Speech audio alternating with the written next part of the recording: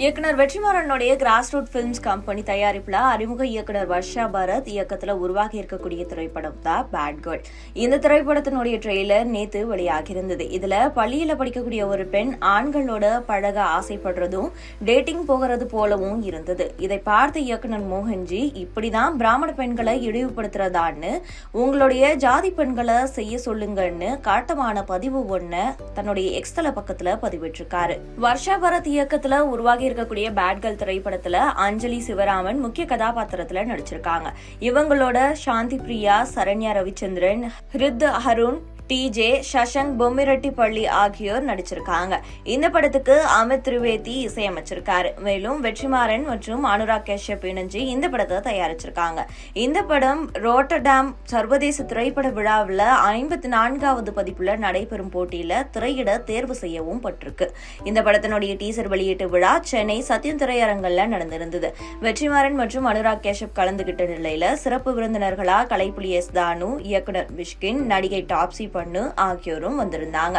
அதுல பேசின வெற்றிமாறன், எந்த வித்தியாசமா கதையா இருந்தாலும் அனுராக் கஷ்யப் கிட்ட பகிர்ந்துக்கிறது என்னுடைய வழக்கம். அப்படி இந்த கதையை பகிர்ந்து கொள்ளும் போதே நாங்க 2 பேருமே சேர்ந்து இந்த படத்தை தயாரிக்கிறோம்னு இருந்தது. வேற சில காரணங்களுக்காக தள்ளி போகிருந்தது. ஆனா விடுதலை 2 படம் ஷூட்டிங்கின் போது இந்த படத்தினுடைய முதல் பாதியை பார்த்த அனுராக் இந்த படத்தை தயாரிக்கிறேன்னு சொன்னாரு.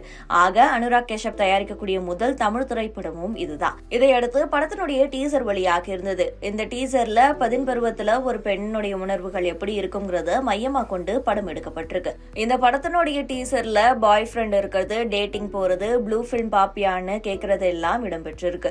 இந்த டீசரை பார்த்த பலர் இன்னைக்கு காலகட்டத்துல குழந்தைகளை வளர்க்கறது ரொம்பவே சிரமமாயிருக்கு. இப்படி இருக்கும்போது பள்ளியில படிக்கக்கூடிய பெண் இப்படியெல்லாம் நடந்து கொள்றாங்க அப்படின்னு ஒரு படம் எடுக்கிறது சரியான கேள்வியும் எழுப்பிட்டு வராங்க.